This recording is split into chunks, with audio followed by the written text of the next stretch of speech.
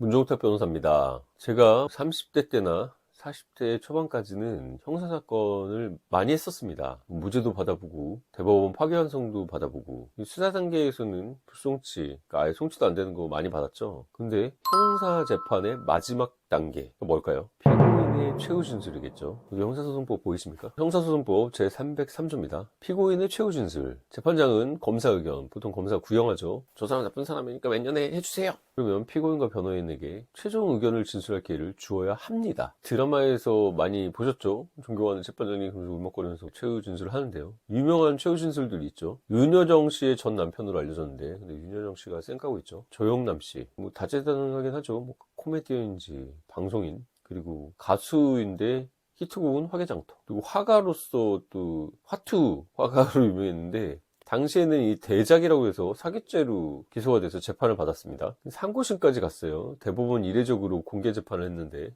조용남 씨가 존경하는 재판장님, 예전에 어르신들이 화투 가지고 놀면 폐가 망신한다고 했는데 제가 너무 화투를 가지고 놀았나 봅니다, 이렇게 최후 진술했다고 알려져 있습니다. 그 진술의 전략은 무엇인가요? 화투 얘기하면서 약간 농담식으로 또 얘기하면서 범죄의 심각성 이런 거를 희석시키는 거죠. 사실 아이디어가 중요하지, 누가 막 하고 지시하고 할 수가 있는 거잖아요. 창작자가 하도급 주듯이 지시해서 할 수 있다, 뭐 이렇게 봐가지고 사기 결국 무죄가 됐습니다. 반대로 얼마 전에 삼성 이재용 회장 무죄 나왔죠. 이재용 회장 같은 경우는 최후 진술에서 본인이 대한민국의 빚이 가장 많은 사람이다, 나의 꿈은 삼성을 초일류 기업으로 만들어서 리더로서 인정받는 거였는데 다 내 책임이다, 누구랑 좀 대비되죠. 부하나 다른 직원들한테 돌리는 게 아니라 죄를 물을 게 있으면 나한테 물어달라, 이런 식으로 거의 20분 가까이 좀 감성적으로 반성하는 진술을 했죠. 이처럼 최후 진술은 되게 다양합니다. 전술도 다양하고요. 하지만 공통적인 5가지 법칙이라고 할까요? 방법이 있는데 최후 진술을 효과적으로 할 수 있는 5가지 방법에 대해서 말씀해 보겠습니다. 첫 번째는 짧고 임팩트 있게입니다. 이게 굉장히 중요하죠. 왜냐면 재판은 거의 5분 단위로 일정이 짜여 있어서 여러분한테는 일생일대에 되게 중요한 순간이지만 재판장한테는 많은 사건 중에 하나입니다. 이재용 회장 20분 단위로 했다고 하지만 그건 또 엄청나게 규모가 크고 사회적으로 영향력 있는 사건이니까 그런 거고, 여러분 사건이 아무것도 아니라는 게 아니라 사실 현실적으로 다음 재판 있는 재판장이 여러분들한테 뭐 20분이나 진술기를 보장하고 이러지 않습니다. 제 생각에는 한 2분 정도는 족하다고 봅니다. 1분도 괜찮습니다. 한 1, 2분 정도로 준비해서 짧고 임팩트 있게 핵심만 말하시길 바랍니다. 그래야 재판장도 기억에 남고 진술을 들을 수 있겠죠. 자, 두 번째는 반성과 재범을 안 하겠다, 이걸 구체적으로 말하는 겁니다. 잘못했다고 하고 반성합니다 이러는데 구체성이 전혀 없으면 판사님 입장에서는 다 잘못했다는 사람 천진데 아까 전에 말한 것처럼 임팩트도 없고 기억도 안 남겠죠. 최후 진술은 재판장에게 피고인에 대한 인상을 결정지을 수 있는 마지막 기회입니다. 그때 통렬하게 반성을 하고 어떤 점을 구체적으로 잘못했는지 얘기하고 앞으로 이걸 방지하기 위해서 어떤 노력을 할 것인지를 추상적으로 얘기하지 말고 구체적으로 얘기해야 합니다. 피고인의 반성 정도는 형사사건에서 양형, 즉 형량을 결정할 때 굉장히 중요합니다. 그래서 재판장님께서 이 사람한테 집행유예, 그러니까 집행을 유예하겠다는 거죠. 깜빵이지만 집행유예를 해가지고 실형은 안 살려도 되겠다, 이런 식으로 한번 기회를 줄지 여부를 반성 여러분 구체적으로 하고 재범 안 하겠다는 걸 얼마나 보여줄지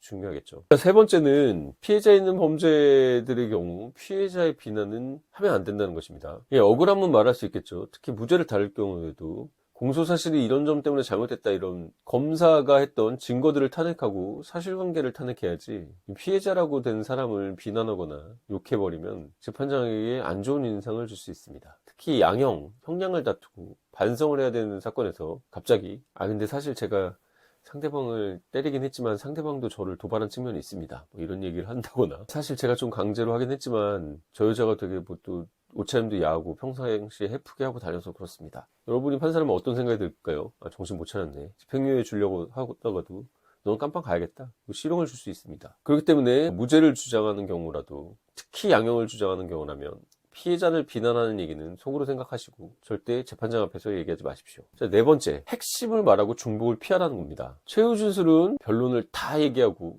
장황하게 얘기하는 자리가 아닙니다. 사건 개요부터 얘기하려고 하거나 변호사가 변론했는데 그거랑 중복되게 얘기하고 있다면 판사는 기록에 있으니까 짧게 하세요, 내지는 기록이 있으니까 그 기록으로 대처하겠습니다. 내지는 그 변호인 의견서에 있는 내용이니까 이렇게 얘기했다면 여러분은 핵심을 못 말하고 중언부언 했다는 피고인으로 기억될 겁니다. 여러분이 무죄를 다투거나 이런 경우 변호인에게 변호인의 최후 변론이 뭔지를 확인해 보시고 중복되지 않은 선에서 내지는 변호인 얘기 중에서 내가 내 입으로 해야 되는 것을 빼서 핵심을 말하십시오. 판사님이 기록 중에서 꼭 봐야 되는 상황 이런 것들 임팩트 있게 핵심을 얘기하시고 최후 진술서 여러분 준비해 간 거 있으면 속기사한테 넘기고 오십시오.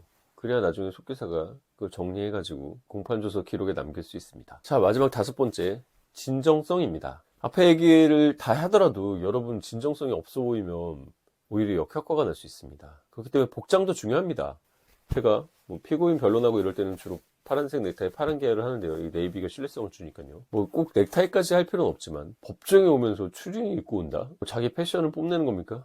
남자가 이렇게 뭐 귀걸이를 하고 오고 여성의 경우에도 막 짙은 화장을 하고 오고 특히 슬리퍼 끌고 오는 미친 사람들도 있던데 이거 법정에 대한 모독이죠. 그런 사람이 아무리 변론 잘하고 뭐 임팩트 있게 말하고 반성한다고 하고 그래도 여러분 진정성이 느껴집니까? 복장도 굉장히 중요합니다. 이 진정성을 보여주는 거예요. 그리고 최후 진술할 때도 여러분 메시지보다 이 말하는 목소리, 태도, 분위기 이런 거 굉장히 중요하죠. 책 읽듯이 보면서 읽고 앉아있고 진정성은 전혀 안 느껴지죠. 이렇게 보고 읽고 있으면 판사 입장에서는 그거 적은 거 내세요 속기사한테 그리고 보내버리고 싶을 겁니다. 하지만 아까 형사소송법에 최후 진술은 들어야 된다고 돼 있기 때문에 듣고 있는 거고 판사님은 다음 사건 생각하고 있을 가능성이 큽니다. 그렇기 때문에 읽고 앉아있는 것보다 판사님 눈을 마주치면서 진짜 다시는 안 하겠습니다는 걸 간절하게 얘기하시고 무죄를 주장한다면 이 부분 꼭 봐주려고 간절하게 판사님한테 호소하게 진정성을 보여야 합니다. 판사님도 사람이시기 때문에 피고인의 진정성 있는 태도에 따라서 경청하고 그 기록을 다시 봐야 되나? 내가 다시 한번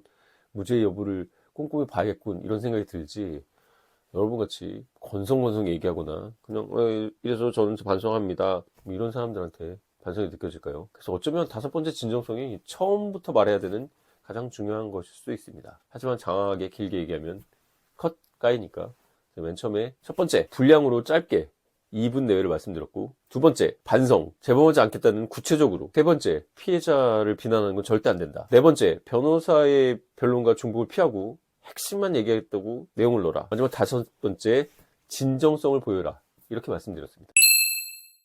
그 외에 최후 진술 이런 거는 제가 변호사 선임하면은 얘기하는 부분들이 있는데 부양가족에 대한 얘기는 뭐 변호인보다 피고인이 직접 하는 게 더 임팩트 있고 믿음이 가겠죠. 애들이 어리다 나한테 생계를 의지하고 있다 이런 얘기는 변호사보다는 피고인이 직접 하는 게 효과적일 겁니다. 또 반성하고 한번 기회를 주면은 내가 앞으로 나와서 어떻게 살겠다 이런 것도 변호사가 얘기하는 것보다는 피고인이 직접 얘기하는 게 유리하겠죠. 자신의 삶이니까요.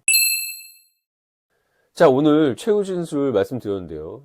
형사는 제가 항상 말하지만 한 번 변호인을 선임할 수 있다면 뭐 최후 진술하는 이 법정에서 선임하는 것이 아니라 수사 단계에서 선임하는 겁니다. 수사 단계에 잘 못 맞고 잘못해서 송치돼서 기소되고 법정에 쓴다면 변호인 선임하셔서 대응하시고 국선 변호인 저도 봉사를 해봤지만 국선 변호인한테 많은 걸 기대하지는 마십시오.